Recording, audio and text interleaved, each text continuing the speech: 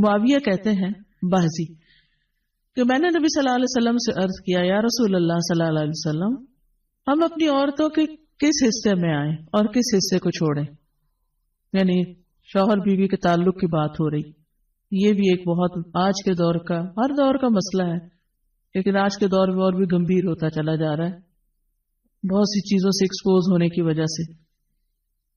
تو کیا جائز حد ہے اور کیا نہیں ہے فزیکل ریلیشن شپ کے لیے, کس حصے کو استعمال کیا جا سکتا ہے کس کو نہیں, یہ سوال. تو اس پر آپ صلی اللہ علیہ وسلم نے فرمایا تمہاری بیوی تمہارا کھیت ہے, تم اپنے کھیت میں جہاں سے چاہو آؤ. جہاں سے چاہو آؤ کا مطلب کیا ہے کہ جہاں سے کلٹیویشن ہو سکتی, یعنی کہ کھیت کے تعلق سے کیا بتایا نساؤکم حرث لکم فأتوا حرثکم انا شئتم. انا شئتم کا مطلب انا جو ہے ظرف زمان و مکان دونوں کے لیے آتا ہے کہ جانے کا کوئی خاص وقت مقرر نہیں کہ یہ دن ہے یا رات ہے, ایسی کوئی پابندی شریعت نے نہیں رکھی.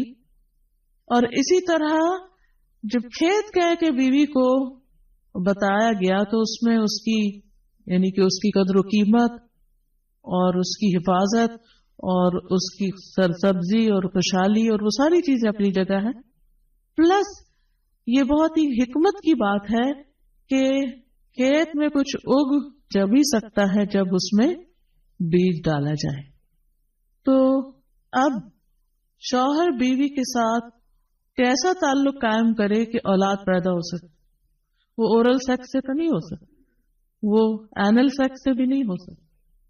obviously انڈرسٹوڈ ہے کہ انا کا مطلب یہاں کیا ہے, ٹھیک ہے نا. یعنی یہ وہ باتیں کہ جن کو بہت لفظوں کو کھول کھول کے نہیں بولا جا سکتا لیکن اٹس انڈرسٹوڈ. تو آپ نے کہا جہاں سے چاہو, یعنی کوئی رکاوٹ نہیں, ممانعت نہیں. اس کا یہ مطلب نہیں کہ ناجائز حدود فلان کے کہو کہ اس کی بھی ممانعت نہیں. البتہ جب تم کھاؤ تو اسے کھلاؤ, یعنی کہ شوہر خود آؤٹنگ ڈائننگ کے لیے چلا جائے اور بیوی کو کہے کہ بس گھر میں ہی پکا لو اپنے لیے اور کھا لو, خود صرف دوستوں کے ساتھ رہے. دس از ناٹ رائٹ.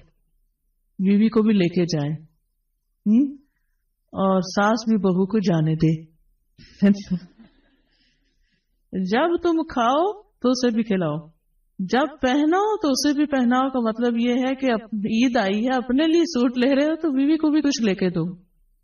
یہ ہے ایکوالٹی ایک طرح سے. تو اس کے چہرے پہ نہ مارو, اسے گالیاں مت دو, ابیوز نہیں کر سکتے.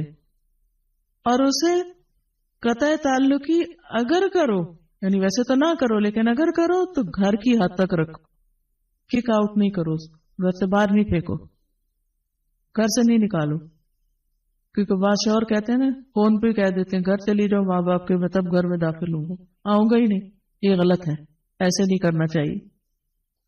اور یہ کیسے مناسب, یہ کیسے ہو سکتا ہے کہ تم اس کے ساتھ یہ سلوک کرو جبکہ تم ایک دوسرے کے پاس حلال طریقے سے آتے ہو. یعنی تمہارا ایک جائز تعلق ہے اور پھر تم اس تعلق کو اس طرح خراب کرو. تو بیوی کو مارنے سے متعلق جو قرآن اور حدیث کی روشنی میں جو حکم ہے وہ سامنے. پھر اسی طرح غلام کو مارنے کی ممانعت, نوکر کو, غلام کو, اس کو بھی نہیں مارنا چاہیے. ابو مسعود بدری سے روایت ہے کہ میں اپنے غلام کو کوڑے کے ساتھ مار رہا تھا کہ میں نے اپنے پیچھے سے آواز سنی, اے ابو مسعود جان لو, اور میں غصے کی وجہ سے آواز سمجھ نہ سکا. یعنی ایسے مار رہا تھا کہ مجھے نہیں سمجھ آئے گی کس نے پکارا مجھے. جب وہ میرے قریب ہوئے تو وہ رسول اللہ صلی اللہ علیہ وسلم تھے اور آپ فرما رہے تھے جان لو ابو مسعود, جان لو ابو مسعود. کہتے ہیں میں نے اپنے ہاتھ سے کوڑا پھینک دیا تو آپ نے فرمایا جان لو ابو مسعود, یعنی آپ بار بار فرما رہے تھے اللہ تم پر زیادہ قدرت رکھتا ہے تمہاری اس غلام پر قدرت سے, یعنی جتنا تم اس غلام پہ قدرت رکھتے ہو اللہ اس سے زیادہ تم پہ قدرت رکھتا ہے, یعنی تمہیں مارے گا. کہتے ہیں کہ میں نے عرض کیا اللہ کے رسول صلی اللہ علیہ وسلم میں اس کے بعد کبھی غلام کو نہیں ماروں گا. اور بعض روایت میں آتا ہے کہ انہوں نے آزاد کر دیا. ابو عمر زازان سے روایت ہے, کہتے ہیں کہ ہم لوگ ابن عمر کے پاس تھے, انہوں نے اپنے غلام کو بلایا جسے انہوں نے مارا تھا.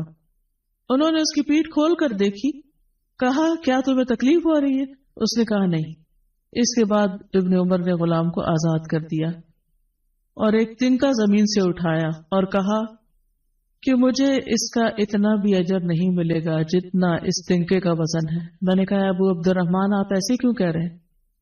انہوں نے کہا کہ میں نے رسول اللہ صلی اللہ علیہ وسلم کو فرماتے ہوئے سنا، جو شخص اپنے غلام کو بے قصور یعنی حد شرعی کے علاوہ مارے یا اس کے چہرے پہ تمانچہ مارے تو اس کا کفارہ ہی کہ اسے آزاد کر دی، کفارہ ہے، اس آزادی کا ثواب کوئی نہیں تنگ کے برابر بھی۔ یعنی بعض اوقات تم سمجھتے ہیں بڑی نیکی کی لیکن اس میں تو چھوٹ بھی جائے تو وہ بھی بہت بڑی بات ہے۔ صحابہ کرام جو تھے وہ خاص طور پر اس سے محتاط رہتے اور غلاموں سے درگزر کرتے تھے۔ ابو لیلہ کہتے ہیں کہ سلمان رضی اللہ عنہ نکلے، وہ اپنی سواری کو چارہ کھلاتے تھے تو وہ ہودے سے گرتا رہتا۔ ہودہ کیا کہتے ہیں؟ وہ چیز محمل باسکٹ کہہ لیں جس میں اس کا چارہ رکھ کے دیا جاتا۔ اس پر انہوں نے اپنے خادم سے کہا اگر مجھے قصاص کا خوف نہ ہوتا تو میں تمہاری پٹائی کرتا کہ تم نے ایسی چیز کیوں جانور کے آگے رکھی۔ تو مطلب یہ کہ اگر میں تمہیں ماروں گا تو مجھے بھی مار پڑے گی، اس لیے میں تمہیں مار نہیں رہا، ورنہ جو حرکت تم نے کی ہے اس میں تمہیں مار پڑنی چاہیے۔ نماز پڑھنے والے غلام کو نہ مارنا۔ ابو امامہ سے روایت ہے کہ رسول اللہ صلی اللہ علیہ وسلم خیبر سے واپس آئے تو آپ کے پاس 2 غلام تھے۔ حضرت علی رضی اللہ عنہ نے کہا اے اللہ کے رسول صلی اللہ علیہ وسلم ہمیں بھی ایک غلام دے دیں۔ آپ نے فرمایا جو چاہتے ہو لے لو۔ انہوں نے کہا آپ میرے لیے پسند کریں۔ اس سے انداز ہوتا ہے نا کہ ریلیشن شپ داماد اور سسر کا کیسا۔ آپ صلی اللہ علیہ وسلم نے فرمایا یہ لے لو، اس کو مارنا نہیں، کیونکہ میں نے خیبر سے واپس آتے ہوئے اسے نماز پڑھتے دیکھا ہے اور مجھے نمازیوں کو مارنے سے منع کیا گیا ہے۔ آپ صلی اللہ علیہ وسلم نے دوسرا غلام ابو ذر کو دے دیا اور اس کے ساتھ خیر و بھلائی اور حسن سلوک کرنے کا حکم دیا۔ پھر ایک دن پوچھا ابو ذر میں نے جو تمہیں غلام دیا تھا اس کا کیا حال ہے؟ انہوں نے کہا آپ نے مجھے اس کے ساتھ خیر و بھلائی کرنے کا حکم دیا تھا تو میں نے اسے آزاد کر دیا۔